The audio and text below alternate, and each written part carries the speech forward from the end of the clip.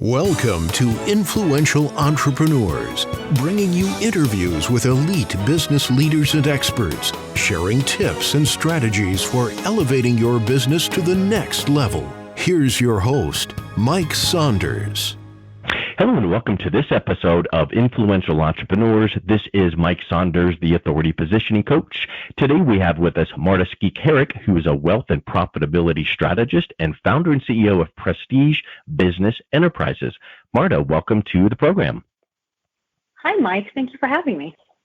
You are welcome. I'm looking forward to learning from you, and I think that it's so important that we all look at our lives personally and professionally as a process of learning. And so I know you've got a lot of experience in your background, your entrepreneurial journey that you've learned from and made some revelations in your life that you share with your clients. So I want to find out all about your story, but get us started with your background, your entrepreneurial journey up to this point in your career.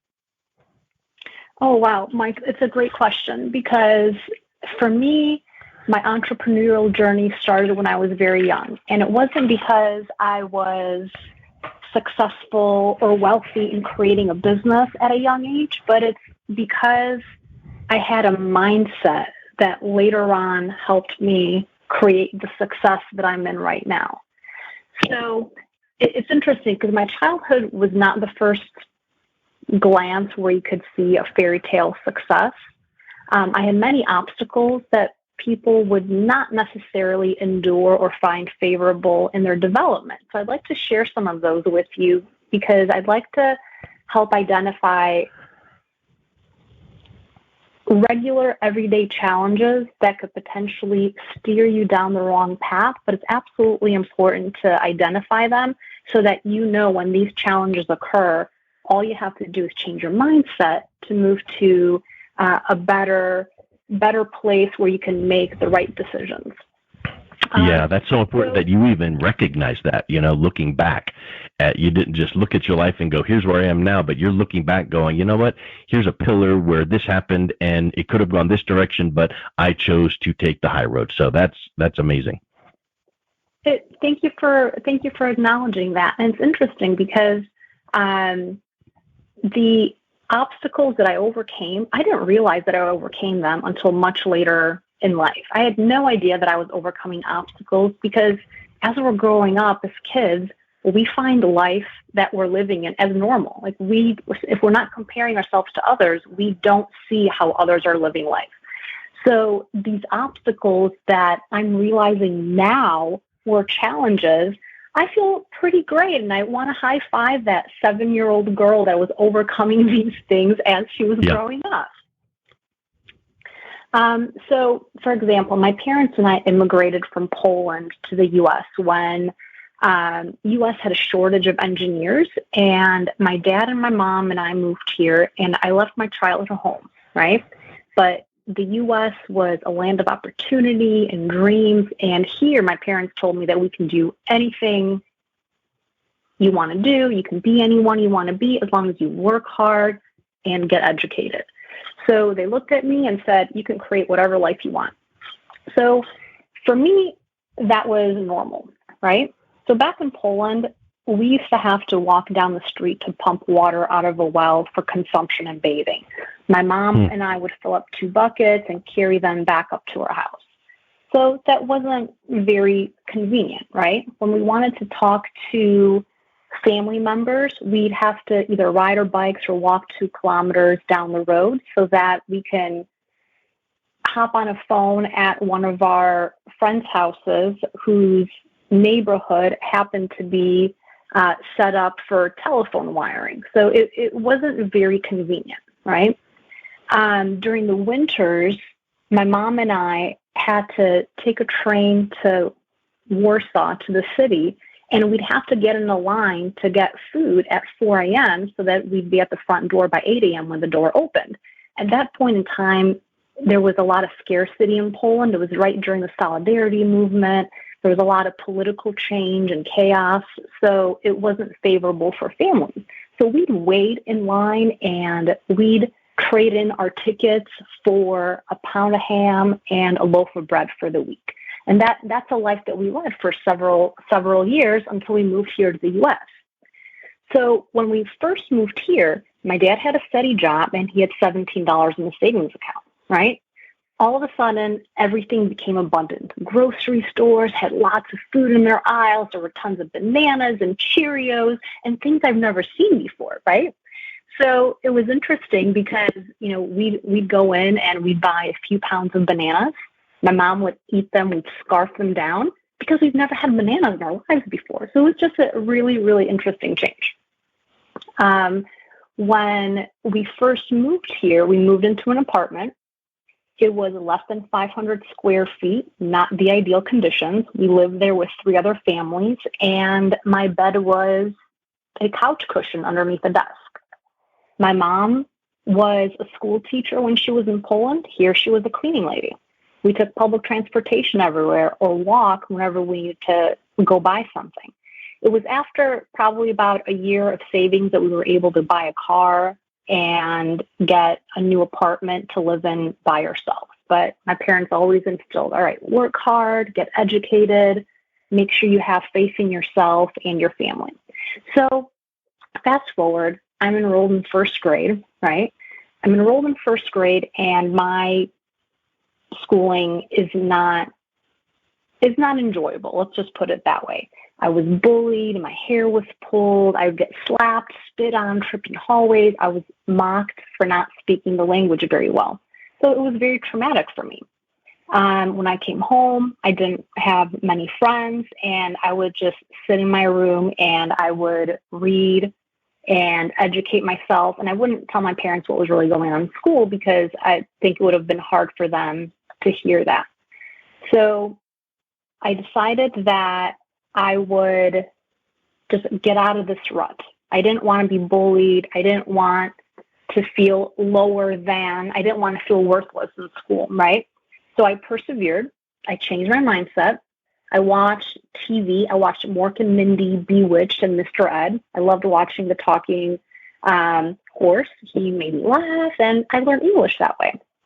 So 7-year-old Marta, now looking back at her, she was the one that started not caring about the way others thought about her and started doing something about it. So she turned her struggle into a success, which I think is pretty interesting because most of us don't do that very frequently, or maybe don't realize we had opportunities to change our lives with a situation like that. So there's pivotal moments too as I was getting older. When I was in college, for example, I was instructed to take the traditional path of going into medicine because it was stable. I would have a stable career. And I loved it and it was great. But I decided that I needed to follow my passion. And my passion was doing something else. It was business, math, and everything. So I decided to change career paths, which was very challenging for me because as an only child, I had to be in something stable. And I disappointed my parents, I disappointed my teachers. And once again, I had to stand up for myself and change that mindset to see the possibilities and paths that are less traveled and paths that maybe those, my family around me, didn't fully understand, but I really needed to take that risk. Something else that's really noteworthy on my entrepreneurial journey is that I didn't come from a business background. I didn't come from family wealth. So everything that I learned about money, about investing, about accounting, taxes, how to lead businesses and help them grow, I really learned from my own experience and then later on surrounding myself by incredible mentors and business owners, which has been absolutely invaluable to me. Another thing that's really noteworthy is when I got married, I immediately became an Instamom, right? I became a stepmommy to 3 great kids. And although it's completely unrelated, it's absolutely related to the way I function in business, is that there's a lot of stereotypes, right? Being a stepmom. So we make our lives all about creating our own opportunities, creating our own path and not listening to the naysayers that are following that traditional path. We really have taught our kids to lead in their own direction, and that's how we parent as well. We include our kids in our business. We bring them to work. We bring business home. When clients visit us from out of the country or out of the state, we all go out to dinners together. It's like we don't separate our home and business lives to what some people would think is an obstacle or an excuse not to do. We turn that around and just make it a part of life. So I think in doing so, we allow our kids to lead a life that's normal to them, and hopefully it sets them on a successful path down the road. So one of the things that I've also learned is that success is an interesting concept. It could be defined in many measures, but you can ask 10 people what success is, and you'll get 10 different answers. For me, success is a mindset. Success is taking ordinary circumstances and creating something better, taking the path less traveled, not being trapped by opinions of others, and not being defined by others' expectations. To me, success is making the best of your surroundings and incorporating them in every single thing that you do. So what do you think gave you that perseverance, that mindset to overcome and achieve? That mindset was created from when I was a child. From the moment that I was bullied at school, I came home and I did something about it. From the moment that I realized in school, in high school and graduate school, in undergrad, that I didn't want to take a certain path career-wise, I did something about it. I stopped, researched, and really took that risk. I counted on myself, and I was able to have faith in God and faith in my own abilities, that I've been created in a way that has all the success written inside me. I just have to be able to access it and be able to materialize it for everyone. Yeah. So talk a little bit more about that faith, because I think that is a thread that a lot of people kind of think, oh yeah, that's just one little piece of my life, but it really is a thread that carries through personal, professional. It ties into that perseverance. It gives you something to strive for, doesn't it? It most certainly does. It's interesting because I think you said it beautifully. It ties into every single thing that we do. It's that fiber that carries us through and helps us get through the day. In addition to faith, having a mindset where you can look at opportunities and not see them as challenges, but as opportunities. You can look at situations knowing that you have faith in higher powers and in yourself. You can really do something about it, and you can really make a difference with the tiniest decisions. And here's another aspect too. Do you agree with this? It's one decision that builds upon the other, that gives you that momentum to know that you're on the right path. Absolutely. It's the momentum and the confidence. And the more of the little decisions you make in your favor that are successful and faith-based, the more confidence you have, because you see that they're turning out in the direction and the manner with which you want them to go, even though that path was not necessarily the original path you thought it was going to be. But the decisions that you made to get there have been instrumental, and they've created something larger than yourself, or something larger that you could have even thought of. So that's really interesting. Yeah, and it makes me think also that one level of success leads to the next level of success, because it gives you that positive motivation and affirmation in reality, like, ooh, what I'm doing is right, and now I'm even more motivated than ever because I see that this worked and this worked. And when you change a little bit, it's not like, oh, this was a failure, I did this wrong. It's just a slight pivot. Absolutely. And it's interesting because it's in every aspect of our lives, not only in our education, not only in our careers, but it's also at home. If I didn't have all the experiences I had as a stepmom and as a mom, I wouldn't be in the same position as I am right now, because it really allowed me to juggle and redefine for myself what I believe is normal and what I believe life should be like. And by creating in my own way, actually just unshackled me from expectations from society and from others. So it actually freed me to be able to move forward in a more positive, successful, momentous way. Yes. So we've talked a lot about these key attributes that you noticed in yourself. Is that some of the things that you find that when you're working with your clients, and we'll get into, how you serve your clients, but do you find that you kind of have developed a little bit of a blueprint from the lessons you've learned and said, you know what, here's the path to success, in my opinion, here's why that it works, and here's why it should work for you? I've certainly thought about it that way. When we engage with our clients and just people in general, there is a successful way to engage in your business, in your home family life that is a blueprint that really can be stamped in every aspect of your life. And it's very, very simple. It's not complicated. You don't need to get a PhD in, philosophy or theology to be able to execute on this. It's really everyday practical things that can get you to the next step. Yes. So what I would wonder is, I think that this is one of these overarching attributes that people go, what is my purpose? So what is my why? So some of the things that you have seen that you've overcome in your past, your struggles from youth to even as you've developed your business and followed your passions, what would you say that your purpose and why is in your personal and professional life? That's really interesting. It's only this year, once I've been a little bit more settled with kids and business growth, that I was actually able to step back and look at it.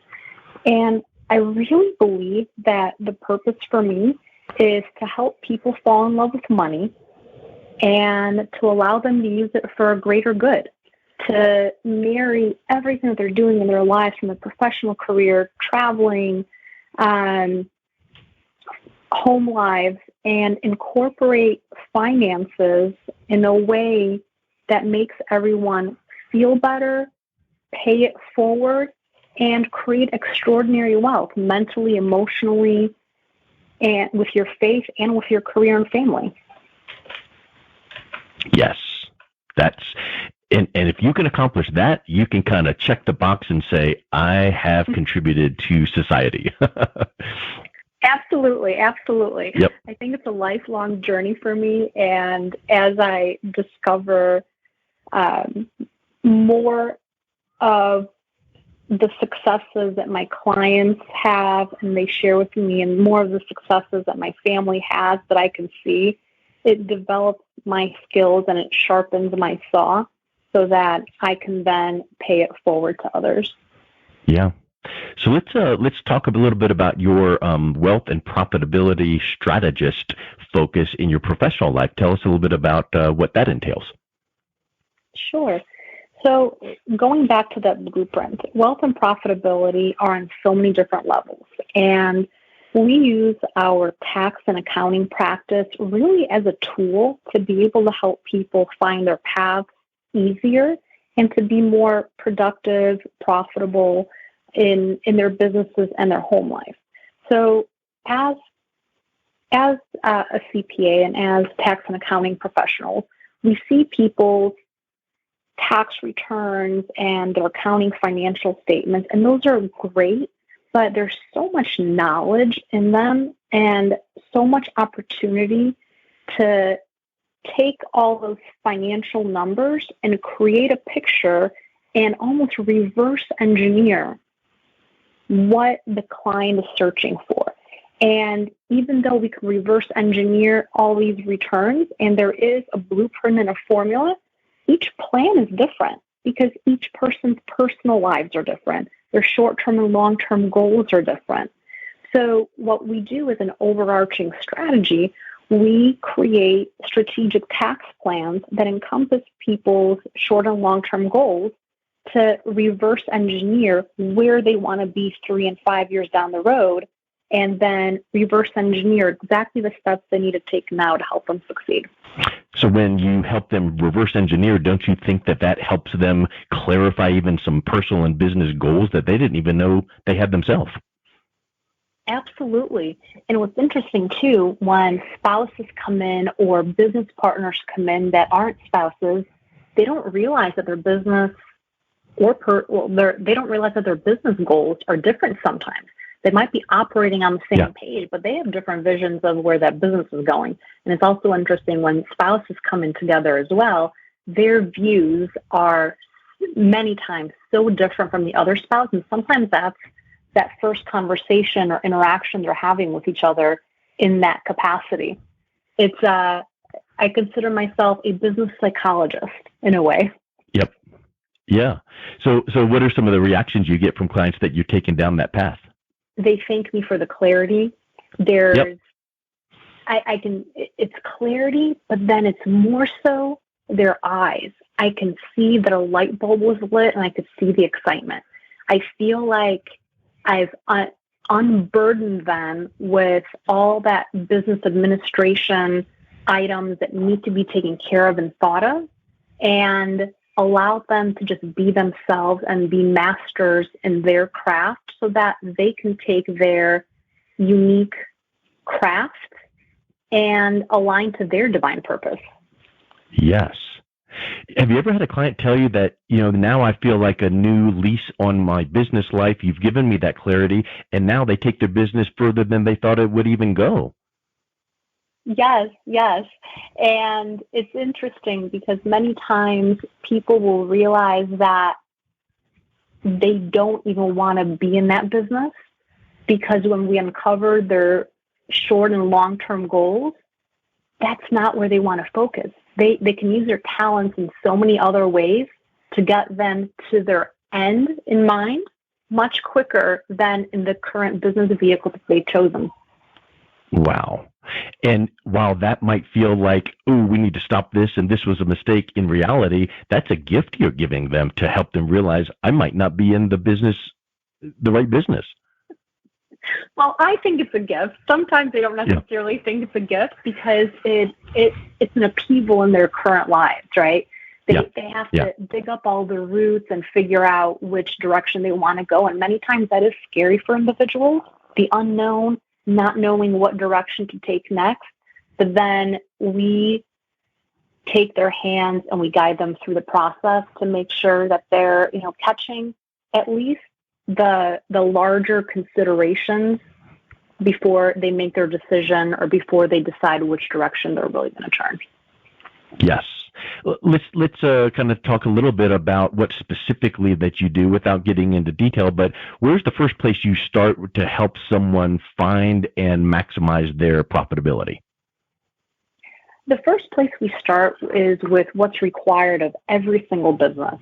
Your business tax returns and then your personal tax returns. We start there. Those tax returns have a wealth of knowledge that really many professionals don't uncover. They look at them reactively, prepare them in their rearview mirror, and file the tax return. Their compliance is completed, done, right? So our firm, when it was founded, I wanted to make sure that the numbers that we have are being used in a proactive way to create better lives for individuals, or at least to show them that there are other opportunities up for consideration. So when we look at these tax returns, we go through a series of proprietary questionnaires, and we created an internal system and process that takes clients through the journey. So we identify some of their core goals, their concerns, where they want their business to be 3, 5, 20 years down the road, and what their exit strategy is. And what we found is that once we identify those items, it provides more clarity for the current business and also for the household for the clients. And they can see a bigger picture, and it allows them to step away from what they're constantly working in operations on a daily basis, allows them to see a 30,000-foot view that they normally wouldn't see themselves. Yes. And don't you liken it almost to the example of the water in the bucket with the holes? And it's like, let's find those holes, plug them up as much as possible so that we can maximize what's coming in from the revenue side of things. Yes, exactly. And what's interesting too, a lot of our clients, the first thing they think of when they get their business tax returns and personal tax returns prepared is to let's minimize taxes. Let's get our tax liability as low as possible. And although many times there are so many opportunities to do so, they don't necessarily do it for the right reasons. So sometimes it's better to have a larger tax liability. Other times it's better to have a lower tax liability, depending on what your short and the long-term goals are. However, in between there are so many strategies that can be used. There's over 1,600 tax strategies that can be sifted through to make sure we're using the appropriate ones. And once we identify what's appropriate and what the client is willing to do in their business to be able to apply these strategies, it then turns their business around. Instead of a reactive relationship to just filing tax returns, now we're strategic partners to help them create something that they always wanted. We're no longer their expense line item. We've become their profit center. So if I'm remembering correctly, I think I heard somewhere that the tax code is somewhere around 70,000 pages, and you said there's around 16,000 tax strategies. That's a lot to have a business owner to try to figure out on their own. There really is, it's 1,600 strategies. Okay. And that's a lot. Most professionals, it's a lot of strategies, and most professionals use a handful of them, maybe 20 tops, and they're the most common ones. But you can go into depth into so many more. And for me, that's been an enjoyment to not only educate myself on what those opportunities are, but also to find and see and if I can marry these strategies with the current business. And even if it works for the current business, it may not work for what the client's trying to accomplish 3 years down the road. So even though the tax strategies are there and available, it doesn't mean they're going to be used. But to me, it's really important to bring them to the forefront to continue having the conversation as to what needs to transpire within the business to get you to your goal. And I get the feeling that you are a teacher and an educator to where you're not just saying, here's 1,600 strategies, do 4, 12, and 37, see you next time. You are helping them understand, you're explaining, you're teaching, and that they then can come alongside and go, yes, that makes sense. Absolutely. It's all about the we can show them where the strategies are or what the strategies are, but at the end of the day, we have to implement them. And then we have to educate them to make sure that they're being used appropriately and if they really make sense for their business. Excellent. Well, I think that we've talked so much about how you take that personal approach to helping people persevere and turning struggles into success and helping change mindsets and see that big picture and then learning the tax code and the strategies. So I just find that you take that full 360-degree holistic approach. I just love what you're doing, working with your clients. Wrap us up with some final thoughts, and then if someone is listening to this going, Marta, I want some of what you've got, what's the best way they can reach out and connect with you? Beautiful. Well, I think small beginnings are stepping stones on our life path. I think success is just having the courage to continue traveling those stones when there's no clear direction to take. I really hope that the opportunities that I create for my family and for clients, that they can use to pay it forward as well and do other great things with them. And you can reach me at martash360.com. I love it. Marta, thank you so much for coming on today. It was a real pleasure talking with you. Thank you so much. You've been listening to Influential Entrepreneurs with Mike Saunders. To learn more about the resources mentioned on today's show or listen to past episodes, visit www.influentialentrepreneurssradio.com.